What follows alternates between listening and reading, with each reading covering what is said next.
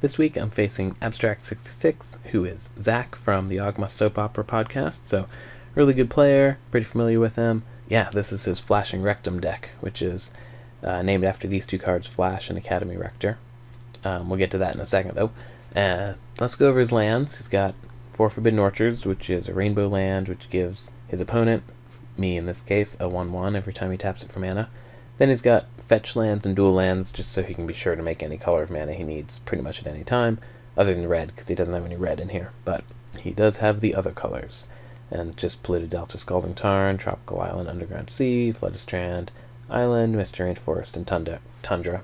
And also, along with that, 4 Lotus Petals, and then colorless artifact mana here with Mana Crypt, Mana Vault, and Soul Ring.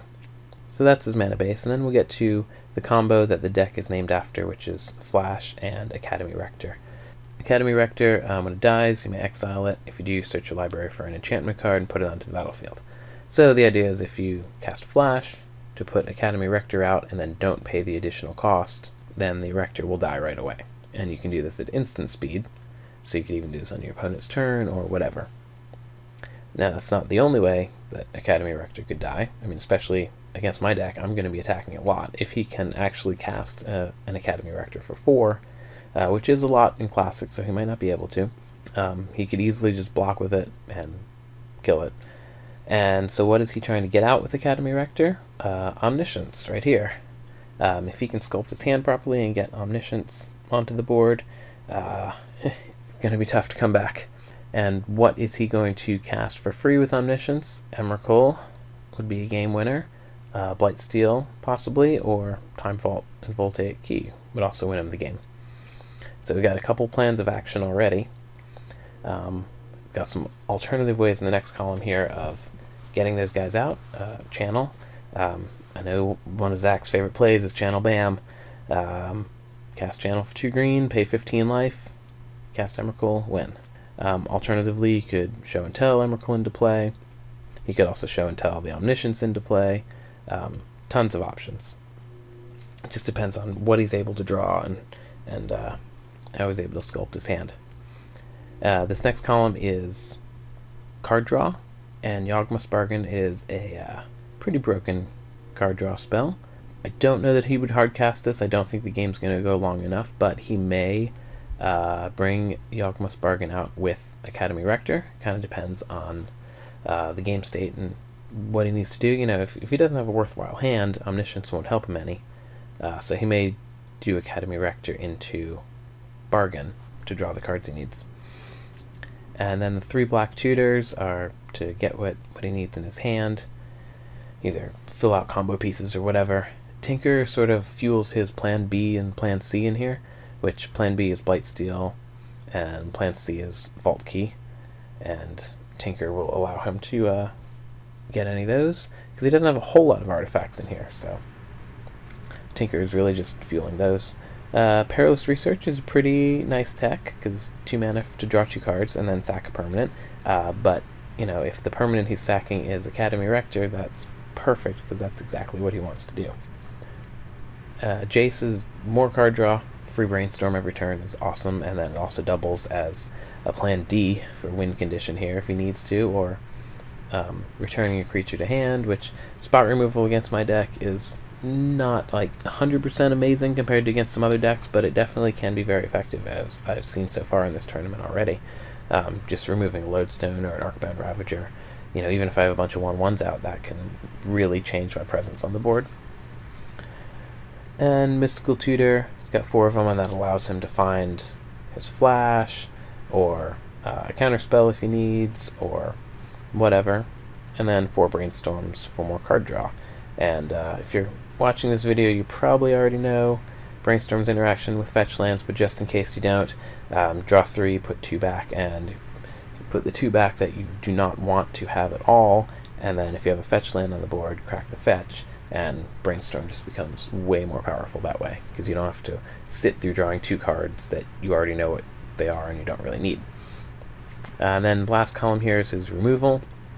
Balance is going to wipe my board if he's able to cast it, because he's going to have 0 creatures out, or possibly 1 in Rector, but, you know, very possible that he'll have 0 creatures out, which will just wipe my board. I would imagine he'll be the one discarding here, because I tend to empty my hand pretty quick, but we'll see. Vindicate is spot removal, and I think he said that this was an accident. He didn't mean to submit this version of the deck list, and Vindicate wasn't really supposed to be in here. Again, you know, it might not be super effective against my deck, but removing a Lodestone or Skull Clamp or Tolarian Academy or Mishra's Workshop or something at the right time could definitely hurt me. And 4 Force of Wills for counter spells, and then Cabal Therapy just for getting stuff out of my hand. Also, nice synergy here with Rector again, with the flashback to sack a creature, because if he wants that Rector to die. So if he sacks the Rector to flashback Cabal Therapy, then he's getting his combo happening. And then in his sideboard, so anyway, yeah, his deck, he's just got a million ways to go here, and you know, really this is what he's trying to do here. One of these plans, either Emrakul, Blightsteel, or Vault Key, and all the rest of the deck is just to cheat those guys out. And he's got a million ways he can do it, so it all depends on what he draws and which path he wants to take. So in the sideboard here, first of all, he's got this transformational thing with Oath of Druids. He's already got the Forbidden Orchards, which goes with Oath, but honestly, he doesn't need Orchard against me. I mean, I'm going to have creatures out on turn 1.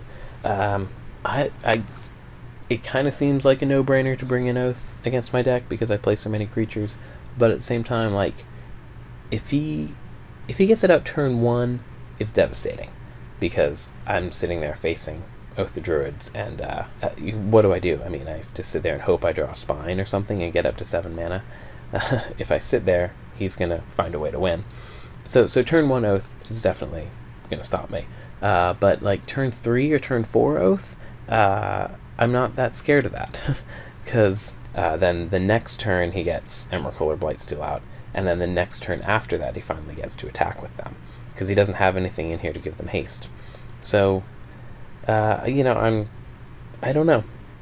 That's something he'll have to decide if he wants to bring an Oath against my deck. If he really thinks he can get it out fast enough, you know, I'm going to be learning from what I've experienced in this tournament so far, and mulling into the fastest hand I can against his deck, just because he has so many options and so many powerful plays. I've got to get him. I've got to kill him quick. I've played a lot of Oath. I don't think I would bring it in, simply because Affinity really can just overwhelm you when you're playing Oath. I mean, it's a lot of hand sculpting to get the right pieces to line up to get Oath out before your life total is too low. You know, imagine, like I said, turn 3 or turn 4, if I've already hit him a bunch of times, and then it takes him 2 more turns to attack with Emrakul or Blightsteel, like, he could still lose. And then Grafdigger's Cage and Leyline is just hate against Dredge, which doesn't matter for me. Serenity, of course, is against my deck, and I've been hit with this already this tournament, and might be hit by it again. Flusterstorm doesn't matter, and Elish Norn here will definitely wipe my board, so I'm worried about this guy. So we'll see. That's his deck. He's a really good player. Looking forward to it.